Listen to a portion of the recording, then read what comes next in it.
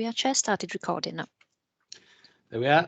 Prynawn da and croeso. Welcome to this meeting of the Swansea Bay City Region Joint Scrutiny Committee on the 25th of January 2022. My name is Cynghorydd Rob James and I'm the chair of this committee. Just to make sure that everyone's aware of today's meeting will be recorded. I don't see any press public in attendance at this meeting currently, so I can skip that part. Can I please remind you all to switch off your phone or put them in silent for the duration of the meeting? In addition, can I refer you to the protocols for remote meetings, which have been previously circulated? Namely, your microphone should be switched to mute unless you're speaking. Should you wish to ask a question or make a comment, could you please indicate either via the chat function or by raising your electronic hand via Teams? I will assume that you have all read your paperwork before this meeting. Please only use the chat function to indicate your wish to speak or to raise a technical issue. When asking a question, could you please indicate which page number you're referring to? When speaking, please introduce yourself. And if members wish to speak in Welsh, please converse in Welsh initially and then in English. I pass over to Alison to do the roll call. Thank you, Councillor James. I'll mark you down as present. Councillor Darren Price. Presennol, yeah. Thank you. I've had apologies from Councillor Giles Morgan. Councillor Saifra Harman. Present. I've had apologies from Councillor Alan Llewellyn. Councillor Sharon Freegard. Present. Thank you. Councillor Jamie Adams. No, I've had apologies from Councillor Mike Evans. Councillor Tony Barron. Present. Thank you. Councillor Jan Curtis. Present. Councillor Jeff Jones. Yes, here. And Councillor Philip Downing. Present. Thank you. I'll now move to officers. Jonathan Burns. Present. Thank you. Phil Ryder. Yeah, present. Thank you. Jane Lewis. Present. Chris Moore.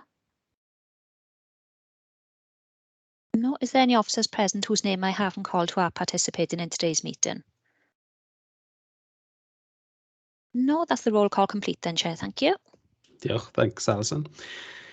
Okay, point number 2, Chair's announcements. Can I start by noting that as Chair of the Joint Scrutiny Committee, I recently met with the leader of Swansea Council and Chair of the Joint Committee, Rob Stewart, along with the Programme Manager, Jonathan Burns, Chief Officer, Wendy Walters, and I was accompanied by member of DSU and Neath Talbot, Alison Thomas, to discuss some of the ongoing issues that we've had as a Joint Scrutiny Committee.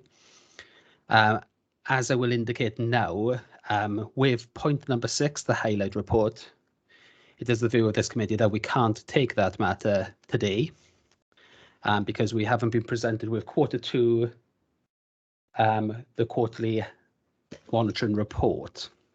So what we have decided to do is that we will take that matter, both Q2 and Q3, as well as the highlight report, as part of an emergency meeting in early March.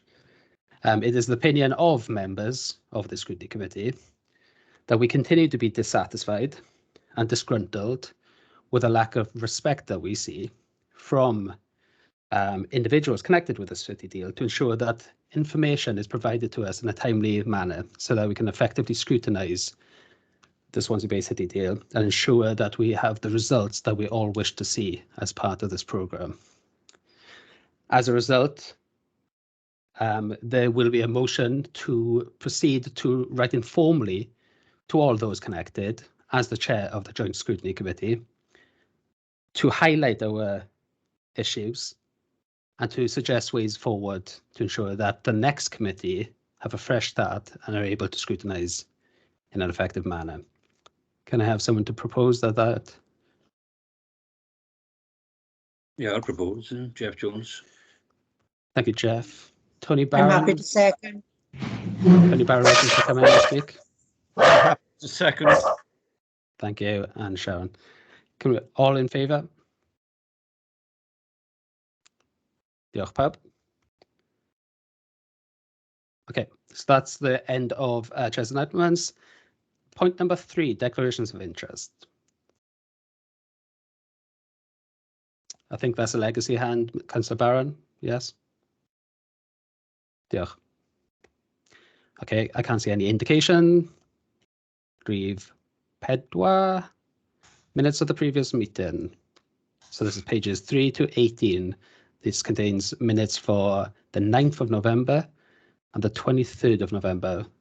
Can I take them collectively, please? Can I have someone to propose that they're a true reflection of our previous meetings? I propose, Chair. Diolch. Seconders? Councillor Barron? All in favour? Anyone against or abstaining? I can't see any indications. Thank you very much for that. Point number 5, skills and talents. Can I welcome Jane Lewis to this meeting and ask her for the presentation on the skills and talent programme? Thank you. Thank you very much, Chair. And Pranawn da, good afternoon all. I'm going to share my screen. If you could let me know, please, when you can see the presentation. Thank you very much.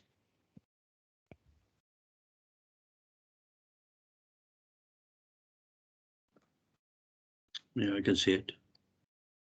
Diolch yn fawr i chi. Good afternoon, and thank you very much for the invitation to come and present to you and give you an update on what's happening with the Skills and Talent programme and what we've achieved since I presented to you back in July of last year. You'll recall the purpose of the Skills and Talent programme is to ensure that we have the skilled workforce in the region to meet the needs of the 8 City Deal projects, both now and in the future, and any other skills needs that will arise or could develop as a result of new projects coming into the region over the next few years. You'll recall when I last spoke to you, I showed you this table, which is going to be the baseline for what we're working towards for the future. So we want to increase the number of people with qualifications across the whole spectrum. And you'll notice from the figures I showed you last year that there has been a slight improvement in the overall figures of number of people qualified. It's by no means really where we want to be, but there is an improvement from the figures in 2019 to 2020. The figures for obviously 2021 aren't out yet, but those will hopefully show that there is an improvement year on year. But ultimately, we want to increase the number of people with the qualifications above level 3 and reduce the number of people with no qualifications or qualified below level 2. So that's the baseline that we are using now to deliver the objectives of the programme. And if you recall, the objectives that we set ourselves within the business case was that we would develop 2,200 additional skills and support the development of at least 14,000 skills in individuals in levels 2 to 7. We want to create 3,000 new apprenticeship opportunities from level 2 to level 7. And already we can evidence that 59 apprenticeship opportunities have been created by projects that have already started within the City Deal programme. We're going to work with schools to create that all-important career pathways from school education through to higher and further education and apprenticeships in the key areas of digital, construction, energy, smart manufacturing, and life science and well-being. And we're going to create 2 centres of excellence. How we're going to achieve this is develop these pilot projects that will be developed to resolve the issues that we have where there are those skills gaps. And these will be supported by the Skills and Talent programme. The funding will not be there to duplicate what's already available, but will support the development of training and upskilling to meet the needs of the projects in order to ensure that the jobs created by the programmes within the City Deal can be taken up by local people from our communities. So what have we achieved to date? We've appointed the programme manager. I mentioned back in July that the post was being advertised. We've now appointed the person and her name is Samantha Cutlan, and she has joined the team, and she's been working with the City Deal projects to identify those skills, needs and gaps over and above what we spoke to them earlier on when producing the business case. We're currently working on the skills barometer. The RLSP team undertook a considerable amount of work for the barometer, and this is now with external consultants who are verifying the data and identifying any new trends that are happening in sectors that will impact on the future skills needs of the region. And this will be completed over the next couple of weeks. We've established the Skills Solution Group with representatives from further education and higher education, work-based learning, school education, the 8 projects and the private sector. And this group will identify solutions to the skills gaps and consider the application to deliver the solutions across the region via those pilot projects. We also have a provider group made up of all the education representatives, HE and FE, and work-based learning, and these will work with the Skills Solution Group to deliver the solutions to the skills gaps and any future skills needs that are not currently developed delivered in the region.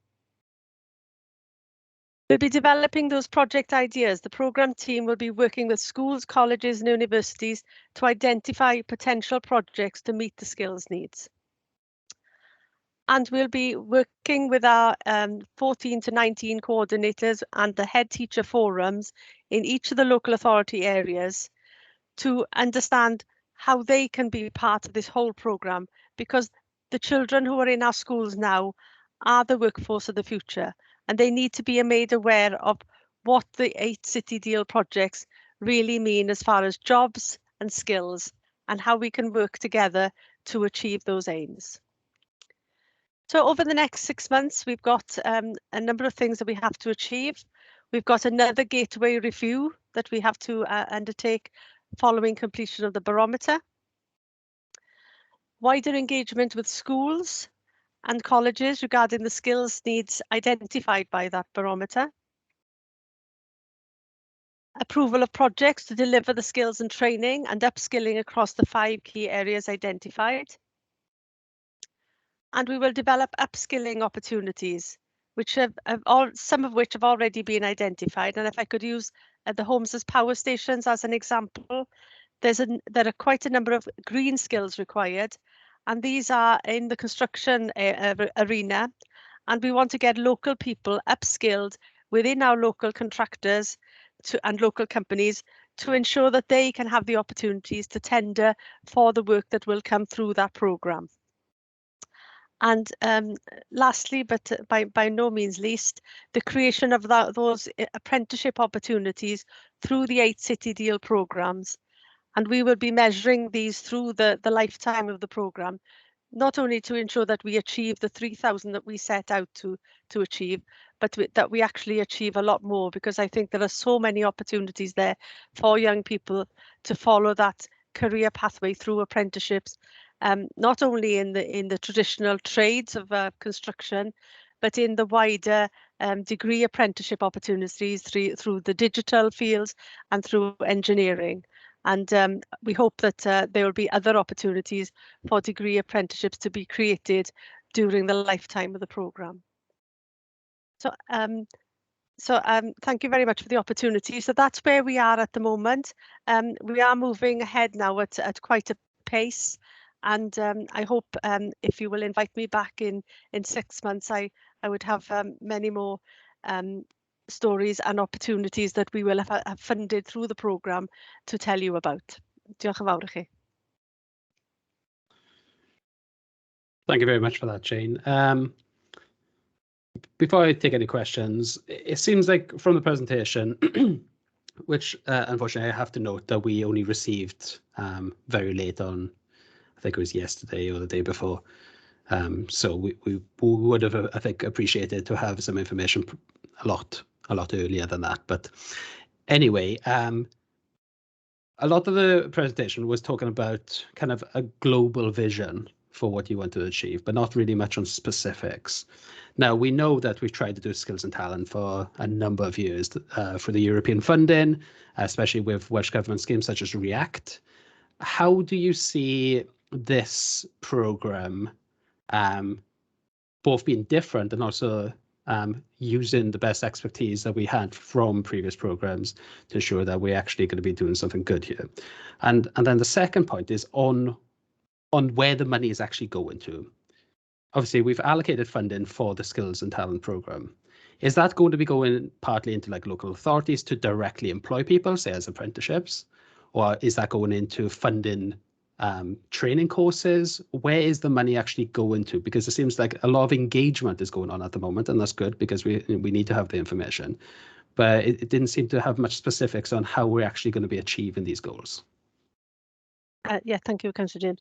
Apologies, it was my fault that you didn't have the presentation. I was hoping that we'd have them. We were having a meeting on Friday about the barometer, and I was hoping that I would have more information I could have shared with you from that meeting, but unfortunately there wasn't quite enough information, so apologies for that. In relation to how we're going to develop this, yes, there is a lot of engagement, and that's why the results of the barometer are so important, because that will show us the direction that we need to go in. We don't want to utilise this funding to replicate what's already being delivered through our colleges, our universities and Welsh Government. We want to utilise it to develop those all-important new courses that will fit the needs of the projects that are being developed under the City Deal. Now, there's already a huge amount of interest in putting into the City Deal programme bids for funding of this, and that's from the colleges, from the universities, and from the education, from schools, then local authority schools. But none of those projects have come forward to us as yet, because we've told them we need to see the results of the barometer, which will be out in the next 2 weeks. And we've got a skills solution group meeting in 2 weeks' time when that barometer will be approved and the recommendations will go forward as to the type of applications that we will be inviting to meet the needs of those 5 key sectors. So in answer to your question of who will get the funding, it could be from schools, colleges, private sector deliverers of training, or higher education. It would be open to everybody to apply for the funding, but there would be a set of criteria that they would meet to ensure that there is not that duplication. We've got some really good examples of, if I can talk about a project in Pembrokeshire that they've asked us about looking at a specific course that would link engineering and the way of technology that they are obviously delivering through the project in Pembrokeshire. So that is one example. An example from schools is around developing a level 2 and level 3 engineering course through City and Guilds, not a WJEC course, in a school through the medium of Welsh. That has actually that would then encourage those individuals to move through to a degree apprenticeship in engineering and would meet the needs of the jobs required for many of the projects within the City Deal. So that's what we're trying to do, and it will happen very quickly once the barometer is completed, because there are so many projects that are already in development, although we haven't seen them in detail as yet, but they are from a cross sector of applicants. And what we're trying to do is not duplicate what all the good work is already out there, because Welsh Government is the funder of this. It's not a UK and Welsh Government funding, because it's a devolved issue, and they would not want us to see us putting money into something they already fund. Yeah, no, I get that, and you know, avoiding duplication is an important aspect, absolutely.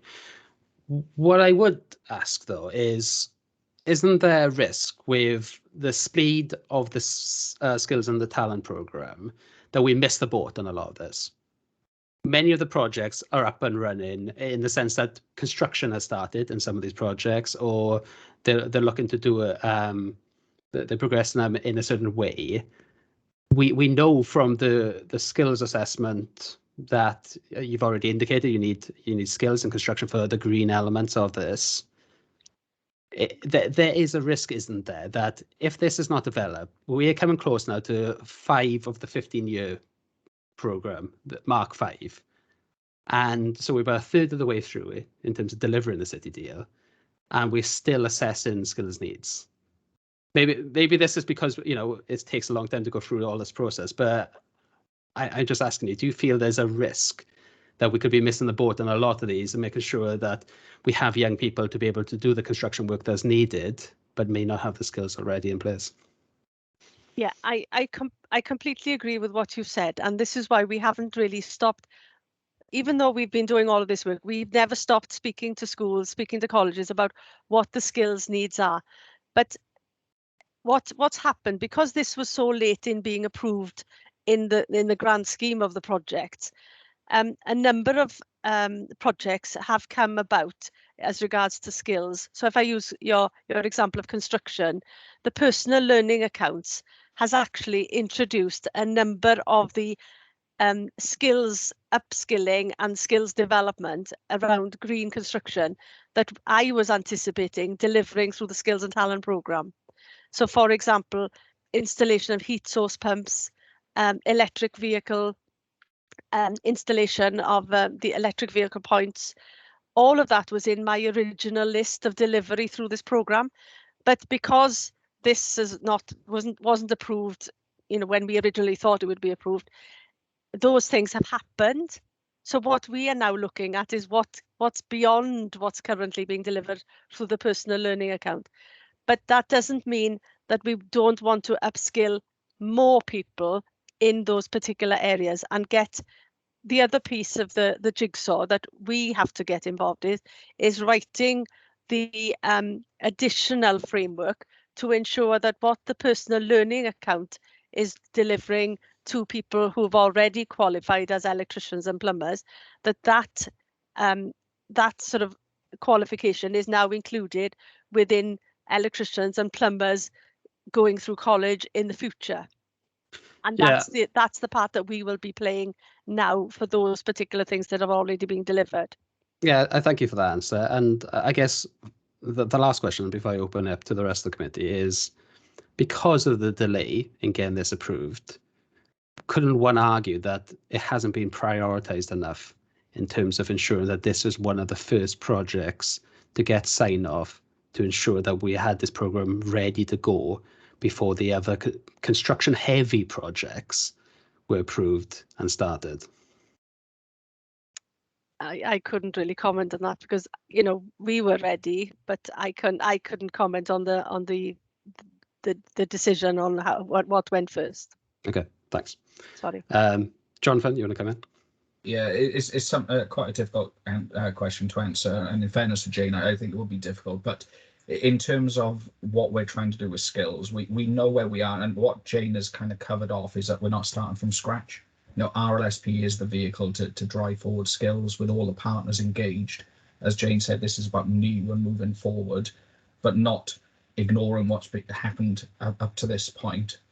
We are playing catch up with skills. You know, Jane and Sam now are doing brilliant engagements with the projects and all the providers and private industry. And Jane, is it fair to say that we will continually assess this so that even with a barometer, it's not about a point in time, Chair, of today, this will be assessed through the remaining period of the portfolio to make sure that we're still current and we're aligned to business need to what the learners want to provide. And then the other part is that you'd probably have some quick wins, some fast responses. It could be reskilling of workforce into the green industries, as an example, Jane said, or there could be slower burners where it might take a generation, in effect, of getting people up to skill, but building that platform and centre of excellence, as Jane said, in the business case, which is a sustainable centre of excellence for the region. So I think it's lots of moving parts. If this was the first project that was approved, Chair, I think we'd be having a different discussion about, well, we don't know where all the other projects are and we're not in the right time frame for that. So we're working with what we have, and hopefully we'll accelerate the skills and talent of our region through this programme. That's the aim. Good, thank you, Jonathan. Members. Councillor Price. Diolch, Cadeirydd. Diolch Jane am y cyflwyniad, diddorol iawn. I've got two questions. You mentioned the working with the companies, as part of the supply chain in terms of upskilling within different sectors. I'd just be interested in understanding how exactly you're going about that. Is that led by the projects or is that done by yourselves?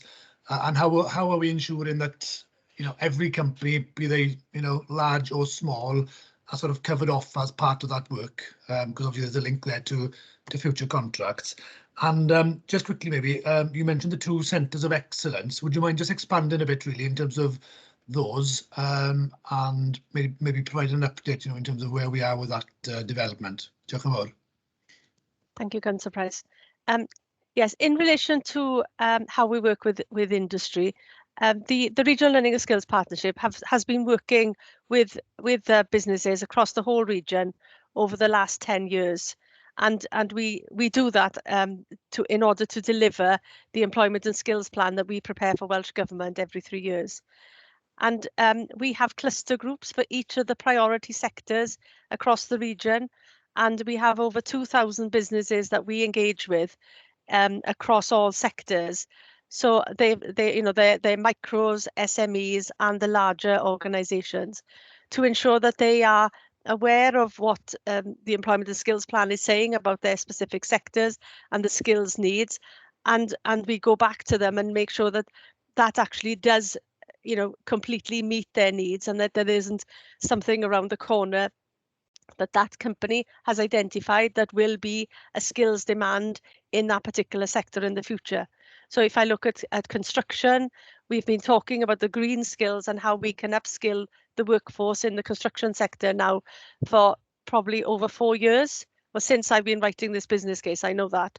And we've been talking about how we can make sure that to get all of the people working in the construction sector upskilled to meet the needs of the green skills that will be required in construction in the future, and to get all of the employers in the region supporting that, so that they all have that opportunity to then tender, and they're not going against each other because this company has all its people trained up and upskilled in the green, and this company hasn't because they haven't been afforded the opportunity.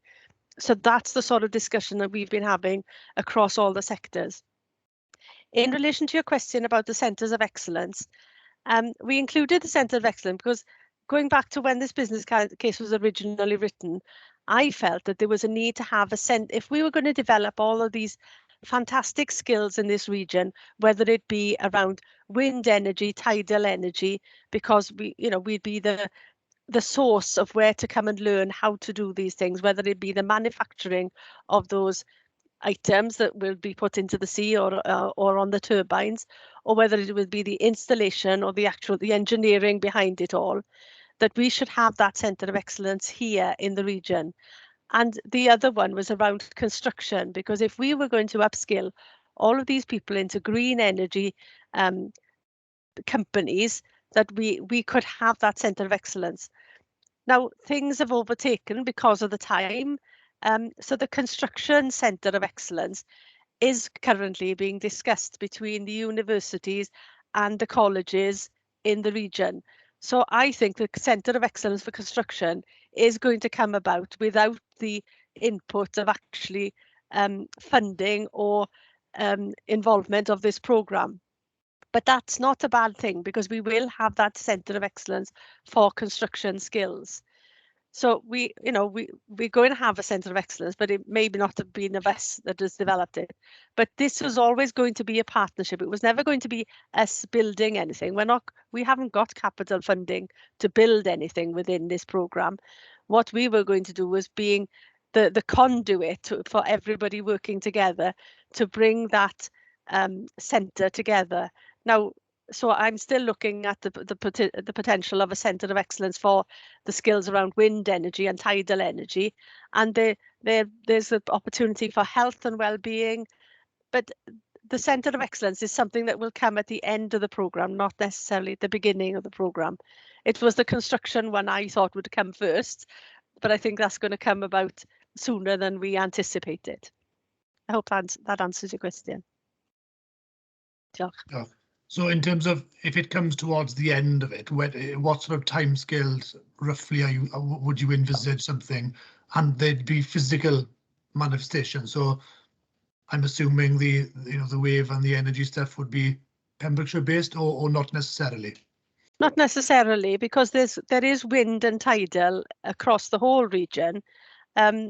It's the colleges and the universities that are going to be involved in the development of that training and where it's being delivered, and it'll be that partnership of all the participants and stakeholders. And even the private sector.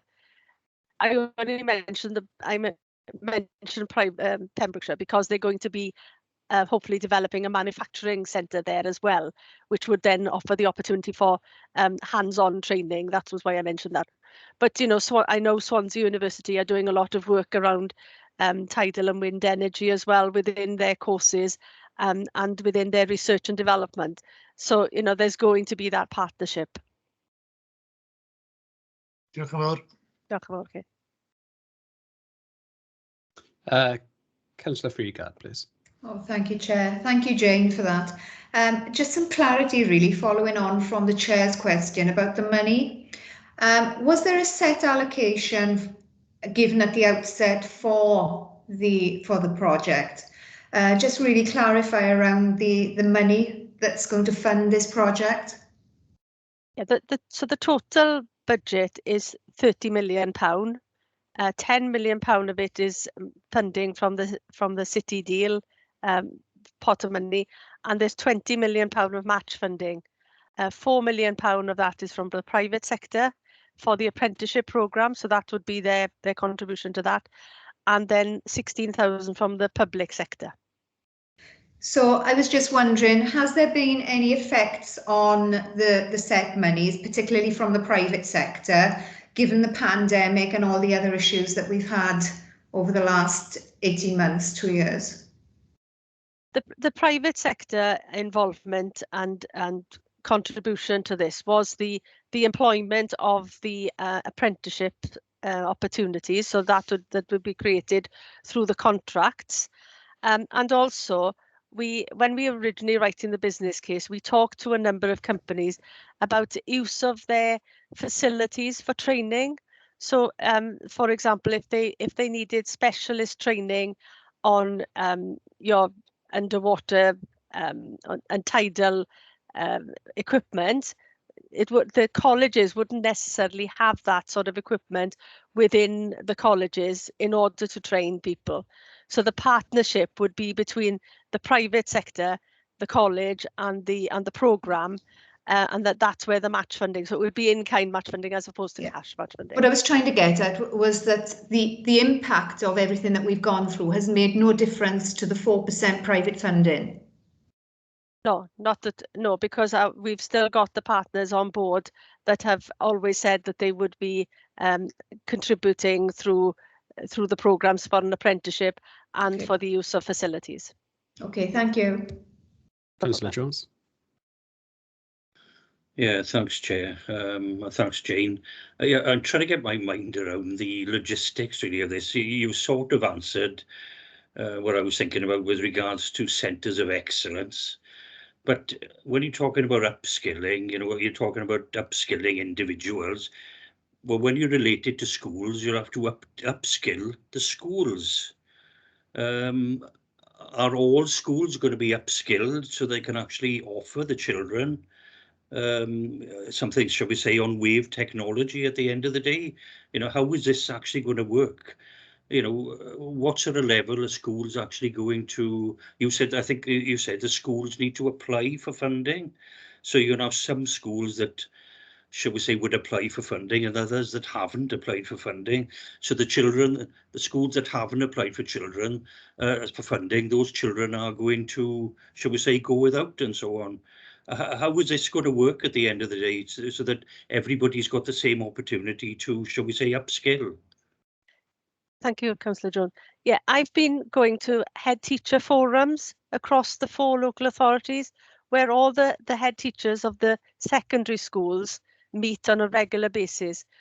And I've been doing this now over the last 3 years, just letting them know what's happening with the city deal, what the programs are about, what sort of jobs will be created from those programs, and what the skills and talent program is going to be doing. One, to understand what those skills needs are and what we need to deliver, both from a school, from the school age through to the higher education, but also for how we can work with schools on the new curriculum. So getting that work experience opportunity for them, whether it be, the school might choose to do engineering or digital. Other schools I know are talking about construction, because we've got to the introduction now of the GCSE construction and the A-level construction qualification coming in this year. Many of the schools have talked to me about how could they be involved with the skills and talent program with added benefits on to what the curriculum is already delivering. But many of the schools are saying, well, we need to upskill our teachers in order to be able to deliver the new technology digital wise. So that's what we'll be talking to schools, and how can we support the schools to upskill the teachers to enable them to deliver those new skills into the schools. So that's the sort of conversation we've been having so far.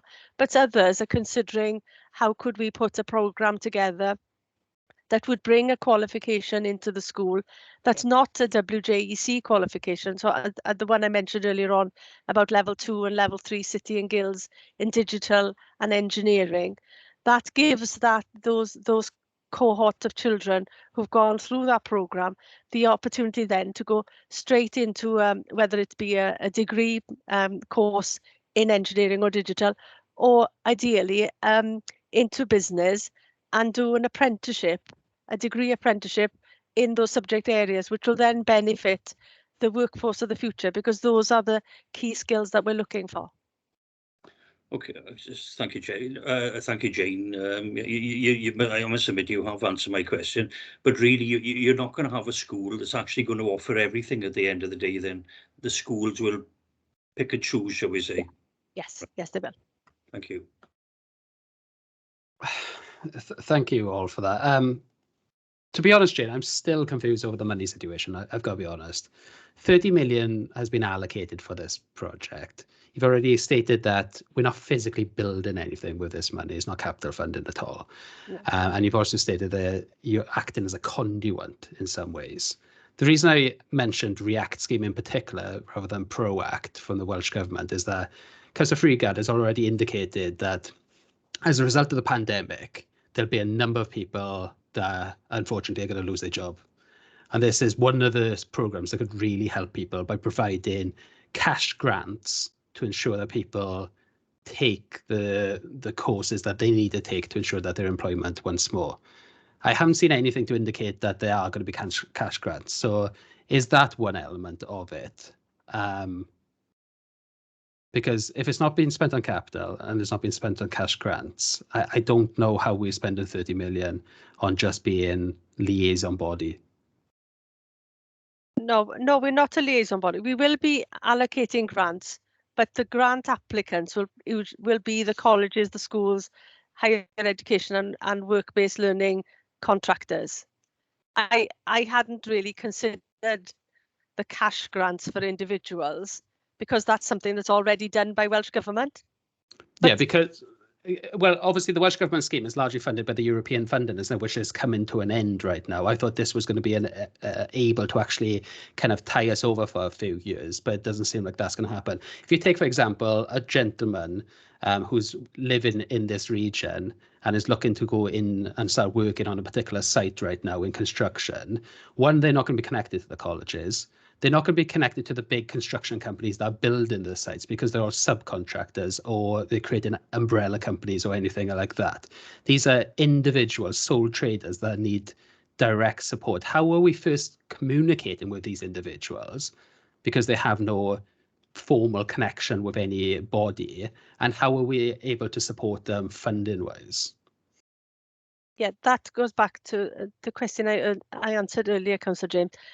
We are already working with the construct, because you're talking about construction really there, with the construction companies to tell them about the opportunities of upskilling. Now, what we need to do. But these are subcontractors, they're not in construction companies. They're sole traders. We work with micros. We work with micros, SMEs, and larger companies. So we But not sole traders. For example, our chair, the chair of the construction cluster group, is a one-man band. He's not a large company. He's a one-man band, and he represents very similar organisations across the whole of Pembrokeshire, because they are in the main one-man bands or potentially two-man bands. So we're making sure that we are getting the message out to them about how we can upskill the workforce, whether it be a one-man band or 200 people. How can we support them to develop the skills within those businesses, and how do they want to do it best? Now, those are the conversations we're having.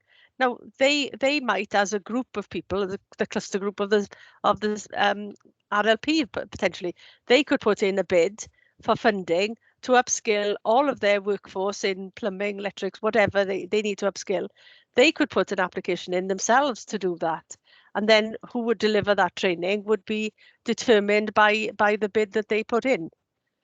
We're not saying it's only the colleges that can apply or the universities.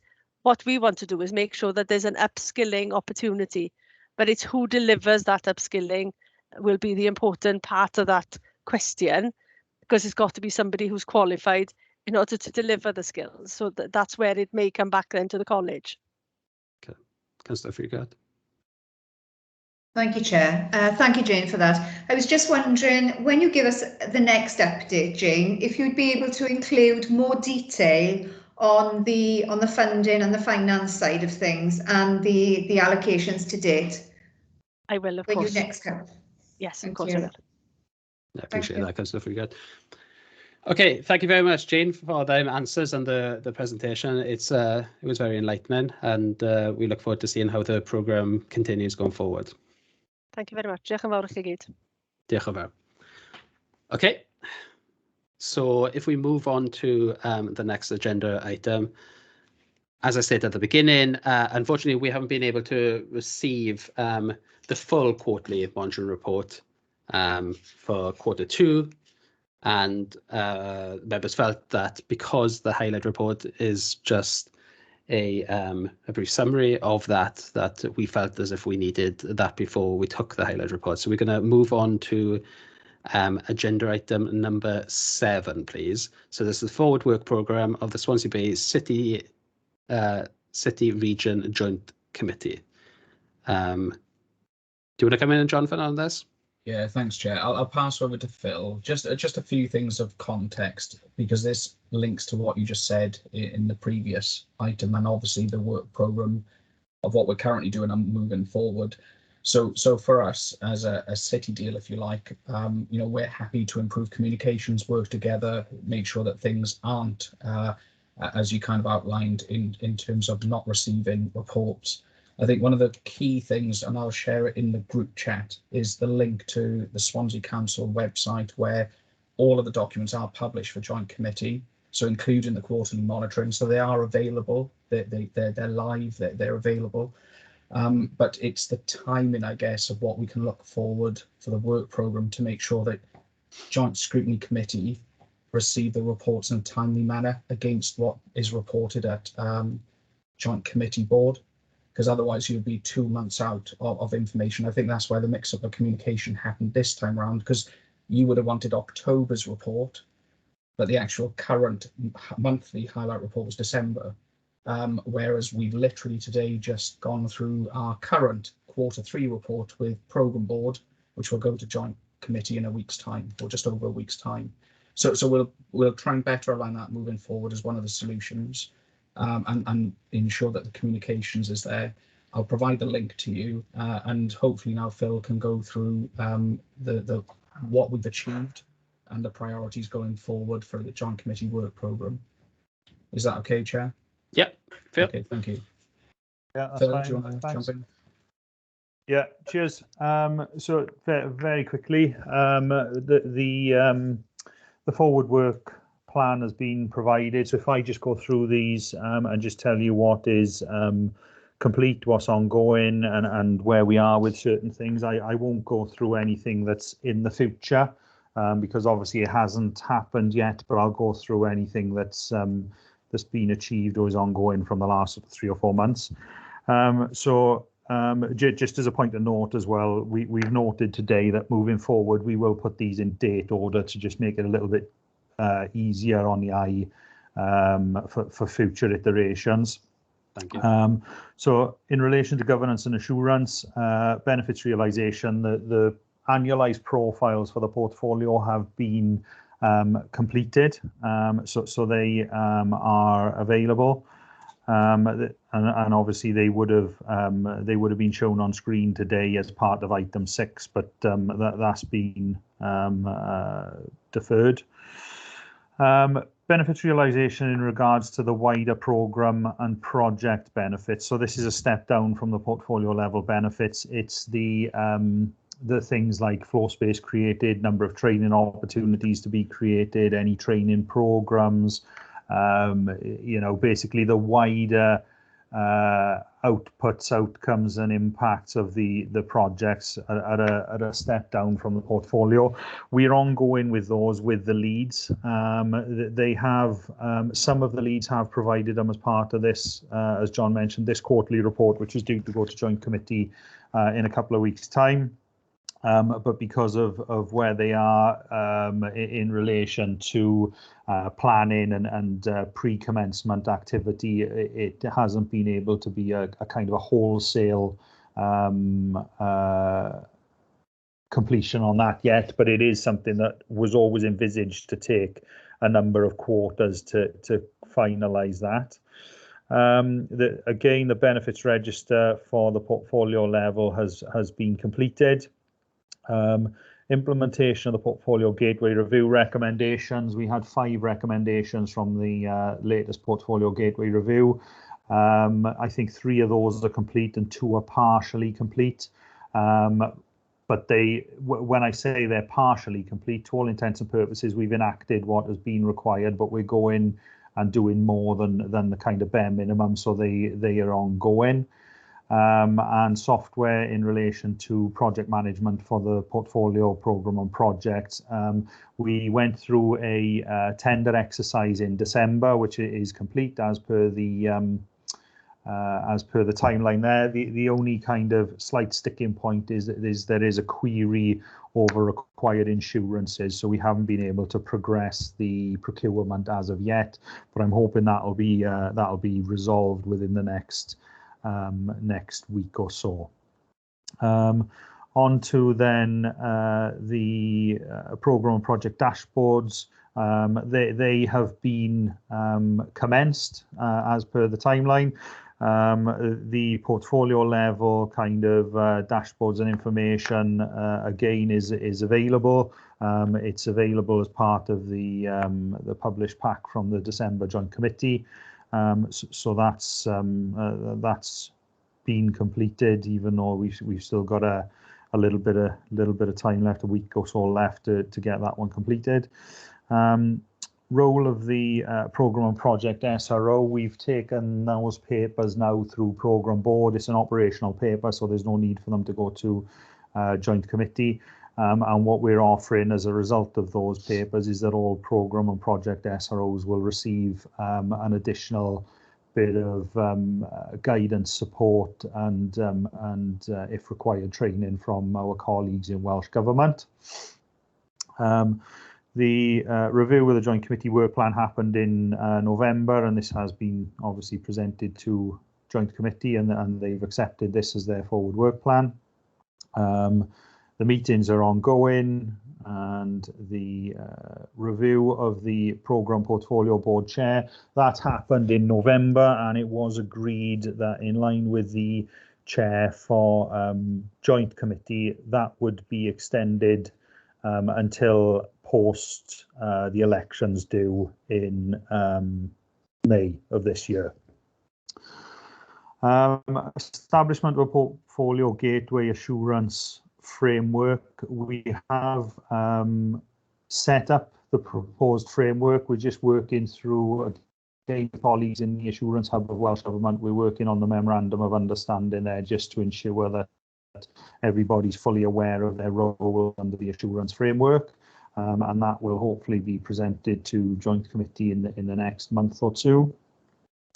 The ministerial approval for skills and talent has obviously been received, as has the approval for campuses in the week before Christmas.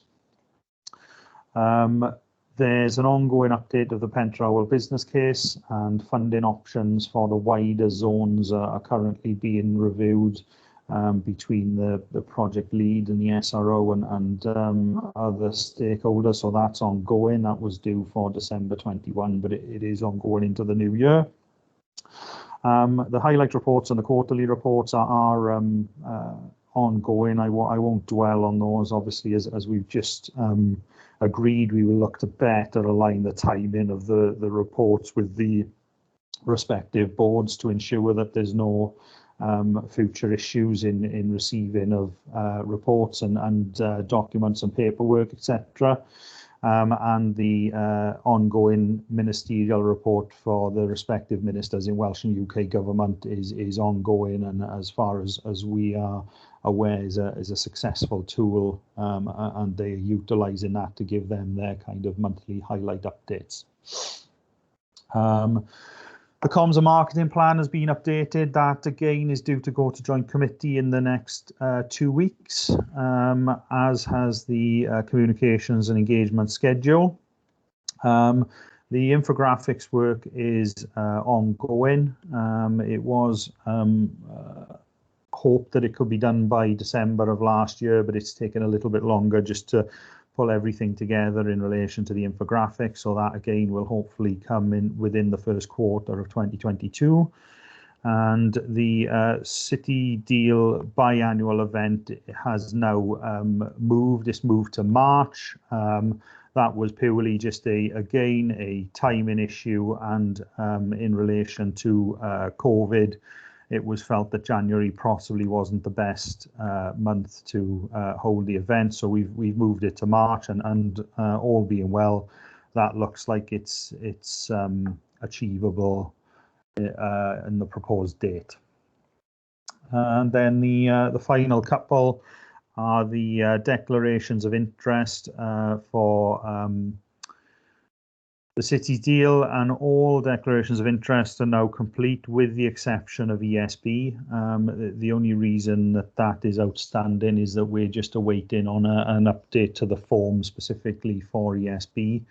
And the final point there is the programme project engagement plan, which has been agreed and was approved in November, December time.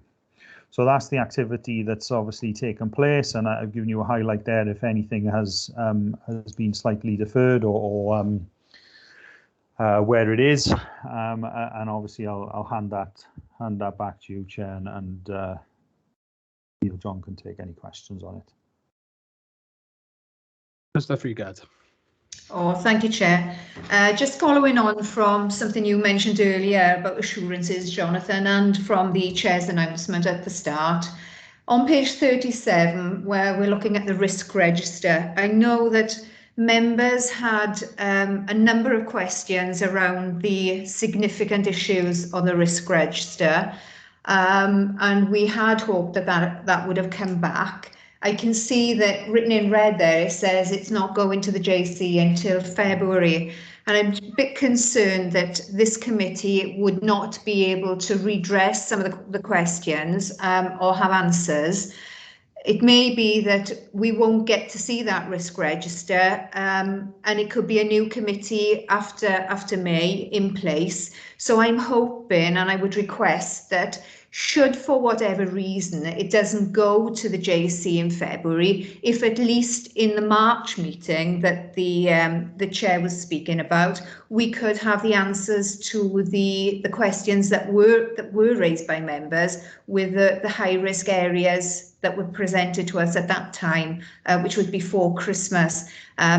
One was including the private sector funding, and I'm sure that assurances, quality assurances were on there as well. So I would be grateful if we could have that information by March, if that's possible.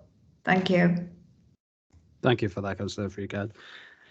I think in terms of the JC work plan, well, it appears from the calendar that every other meeting is being cancelled. So it looks like it's now a bi-monthly meeting. So there's a cancellation in September, cancellation in November, cancellation this month. One would imagine probably cancellation in March, considering the proximity to the election. I think from a perception point of view, if something could be shared back with the JC, is that if they have gone to a bi-monthly meeting, they probably should convey that to the public, because at the moment it's looking as if every other meeting has been cancelled. And considering the issues that we're having with timeliness of information coming to us, perhaps the lack of by not cancelling probably would have helped that situation. I would have liked personally some more information on the procurement, because we know procurement was a contentious issue very early on with the Swansea Basic deal. Now there's 16 points here on elements that are being procured, and frankly I know nothing about any of them. So you've got HAPs there, you've got digital infrastructure, you've got campuses there, you've got SILCJ. Obviously, we're using acronyms quite a bit in this one, but I would have liked to see, when it's coming to information for the committee, I think there needs to be thematical information. We need to be looking at procurement generally over the last 6 months to a year, or whatever we're looking at, and seeing where these kind of decisions are being made, and a bit of information on the situation. Because it looks like, again, you're getting on with a lot of things. You've procured 3 different types of gigabyte fibre infrastructure. Was that with BT? Was that with another provider? These are the information I think the committee would like to know. I think we need to know less about whether you've passed a certain policy or created a different plan, and more on actually what is actually happening on the ground. Phil? Thanks, Chair. I mean, John, you'll probably jump in after me. I mean, we do provide within the highlight reports and within the quarterly reports any key procurement activity. The procurement activity itself is based within the local authorities. It's not run out of the portfolio management office. So once the business cases are approved, the respective local authority officers are tasked with procuring the relevant aspects of the project in line with the business case, and that is partially why you probably don't feel you see enough of the information. It is because as a portfolio we are obviously not responsible, but we're kind of there to guide those procurement. We have the portfolio procurement principles which align to the local authority procurement procedures, but the actual procurement activity itself and the procurement timelines to meet the benefits realization requirements of the respective business cases and the portfolio business case does sit with the individual authorities, which is potentially why you see not a lack, but why you would prefer to see more information around that. Yeah, I think it's about the type of information, and when it comes to the election of chairs, thankfully you won't have to deal with me, so perhaps that's a good thing for you guys. But can you speak briefly as well on the biannual event? You've highlighted it. What is it? What do we do? What are we looking to do? So it's a John, do you want to pick this one up, or do you want me to? The intent of a biannual event in the original meaning of the word was that every 6 months, biannual, we would bring our key stakeholders together. But what's superseded that, because of all the COVID restrictions, the various things that we've had pretty much since I've started, what we've decided to do is a showcase event in March. So the 3rd of March is earmarked for that. We are sending invites out to all key stakeholders, but the point of it is that we're in full delivery for the portfolio. We had the last business case being campuses approved in December. We're going to do a showcase event where we're going to engage with businesses as much as we can to talk about opportunity. So one of it is to celebrate being in full delivery. The other part of it is about opportunity. So projects to engage with businesses and talk about opportunities and what's coming forward. So that's the purpose of the showcase event. There's a whole host of other things, Chair, I wanted to just cover off that has been mentioned. But okay, and in terms of that event, is that virtually or in person? So the intent, we've got a physical event is the plan, because it's 3rd of March, so hopefully restrictions in the directory of what we're going in, that we can do that. We have a contingency in place where we can host it digitally as well. Can I make a suggestion for that event, that invitation be sent to a member of this committee, just to have a bit of eyes in the room, just to see how things are going, and just to see how you are engaging with these stakeholders? That would be quite interesting, I think, for committee members, and we'll allocate a member from the committee to attend that, so that would be helpful. Yeah, continue with the other points you wish to bring up. Right, which one do I want to start with? The Councillor Freegard, in relation to risk, absolutely, we want to engage with you on that. We could even do a specific session with members from Joint Scrutiny Committee on our risk register. The more people that we engage with and discuss our risks and the mitigations against them, and we can go into a bit more of a deep dive. So we could do that as a specific thing, or we can bring it to the next meeting. Acknowledging the timing of it is really important. The stuff around risk, because we're looking at specifically COVID, in relation to that, the construction impact assessment and the wider portfolio risk register, which again cascades down to all the projects and programs, there's a lot of information there. So it's the time to actually look into those things, because I would welcome the test and challenge around our mitigations, particularly around our red risks. And you mentioned the one about private sector inward investment. That's one of our highest scoring risks, because the uncertainty and the time frames and it's based on assumptions, and we believe we will get this. There's confidence for the projects and the organisations that we will get the private sector funding, but it will always remain that red risk until we secure it. Thank you for that, Jonathan. Can I just come in there, Chair? I think, yeah, it would be good. It would be good to have the wider picture and an update of where we are with the risk register, but we need to see the risk register as it stands now, and we need to have the answers to the questions that we raised about the risk register, which was before Christmas. So that would be good. Thank you. I'll follow that up with Alison, Chair, after, because I'm not sure what those specific questions are, but we can provide a written response, and we can do something in the next meeting. So I will make sure that we get a response to those. So apologies if that's not. Sharon. Yeah, we were told that that would be forthcoming to the committee, because members did raise key questions on the risk register, on the ones, I mean, the private sector fund, it was just one of several red areas there. We'll do very it pertinent. We'll absolutely respond to it, and again we'll have that dialogue to cover that off. There was one other thing, Chair, which procurement. So procurement's an interesting one. I think Phil covered it off in terms of everything is procured within the organisations associated with the city deal. So predominantly the 8 key partners, but it could be private businesses as well, down in Pembroke Dock Marine as an example. So they are scrutinised within their own organisations. That information is shared through reporting. We have a procurement pipeline. That is a produced document that we now update on a quarterly basis as well. It's available on our website. It's in the public forum.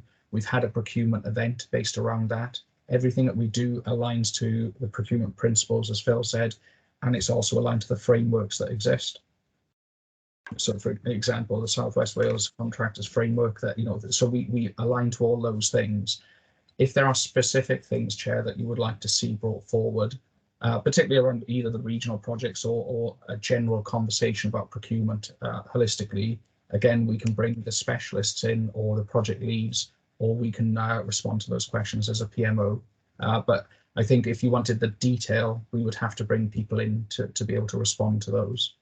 Myself and Phil aren't involved in all of the procurements across the piece for all of the city deal. So you may be asking questions at a project level. Yeah, I think obviously it's a difficult time because obviously we're very close to an election where there's going to be a change over the guard. What I would say is that all councillors here present have probably been communicated in some way by local businesses saying that they wanted to have a piece of the pie and that they felt like local businesses should be benefiting from this. We want to see evidence of that. So even if a small written correspondence can be drafted up in the meantime to us to say X project, this is the company that got access to it, and a location of that company, I think would be quite helpful so we can see what is out of Wales, what is inside Wales, and what is inside our area. I think that would be would be helpful to members. So it just could be an overview of that. To give you assurances or reassurances on that we do that. So if you take the arena as an example, anything postcoded SA, they look at that kind of how much of stuff has been procured locally. So we will, and again, that will be a moving feast and will continue to evolve as things procure and go to market. But we can make sure that's part of that monitoring that we do. So I think when it comes to the information to the committee, it's helpful that you as officers and we as the committee have an understanding of what type of information we want. And it's normally information that we feel is relevant to our residents, to our businesses, to our local communities, and how this programme or how the programmes in general are impacting for the better or for the worse. So that is the kind of information rather than very detailed kind of policy papers that sometimes get lost on us. Absolutely. Or especially me. I'm just talking about me personally there. Phil? Yeah, I was just going to add to that, Chair. Thank you. I think you pretty much covered it off there, and John said as well.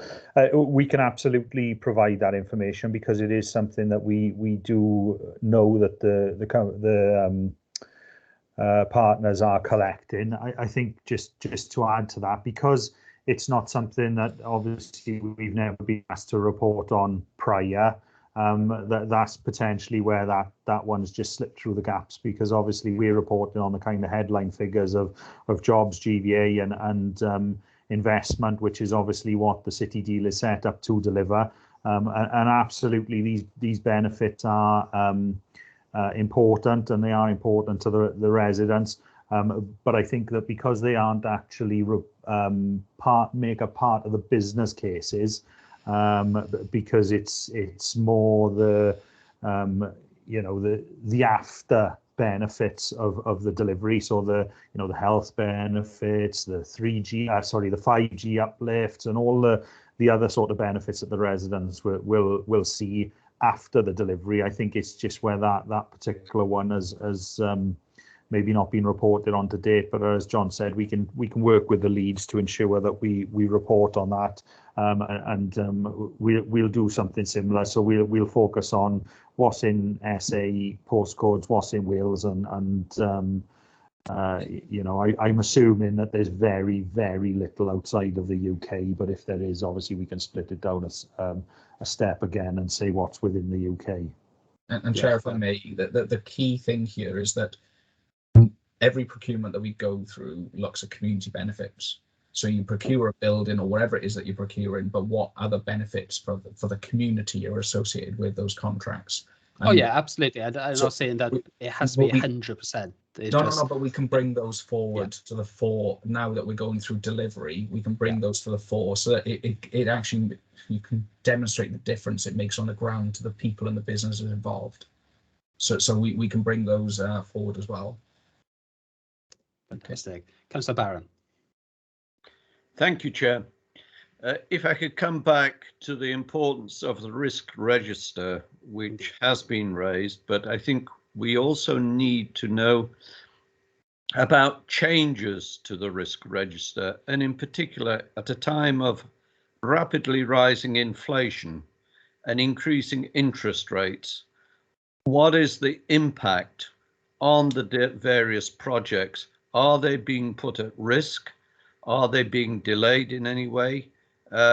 these are the sorts of questions that we can raise if we are given the information in a timely manner so as we can judge the direction of movement. Indeed, and to back that up, information on material costs, I think, is also important because, as we know, the cost of materials and construction costs right now are escalating considerably.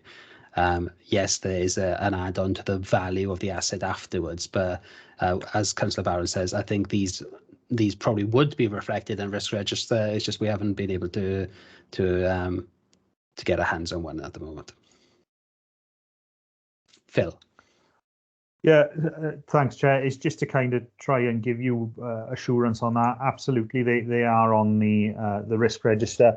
With regards, John mentioned it briefly, but just to add a little bit more narrative to it, we have requested of all the leads and the SROs a construction impact assessment. So we're looking at things like the cost of materials, we're looking at things like the potential increase in costs of labour, etc., that you've just highlighted there, and that is coming through now from the teams. It might not be fully quantifiable as of yet because obviously there's still a large amount of procurement to be undertaken, but again, it is that kind of reassurance that we are putting mitigating measures into place. And just to add to that, we have obviously back in the summer agreed the change management procedure for the city deal, which does stipulate that should there be any variance to the overall cost of the finance implications of the individual programs and projects, then the leads and the SROs will report that through to us. We haven't had any formal reports of increases in costs as of yet. So we are obviously working with the leads and the SROs to ensure that that is still a constant and current state of play. But just to reassure you that those processes are in place, and we will obviously record those as and when they come through.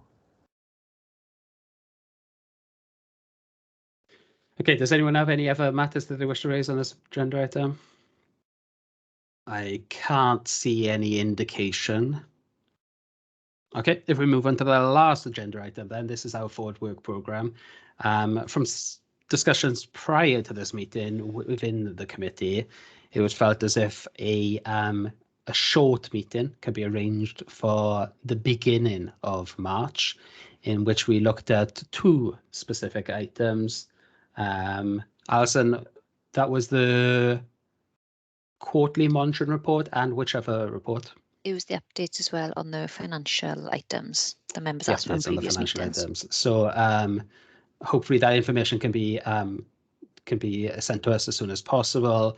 We'll assign that meeting as well in our calendars, and we're hoping that that'll just be a very short meeting in which we are just giving members the opportunity to answer questions rather than having any presentations, but obviously officers will be able to give full answers to the questions that are asked.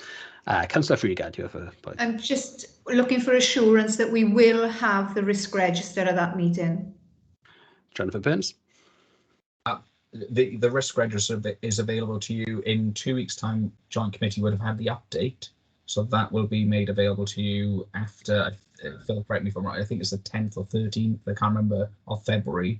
So from that date on, you will have access to both quarters' risk registers. Yes. Phil? So if for some reason the joint committee don't meet, will we still have access to the risk register?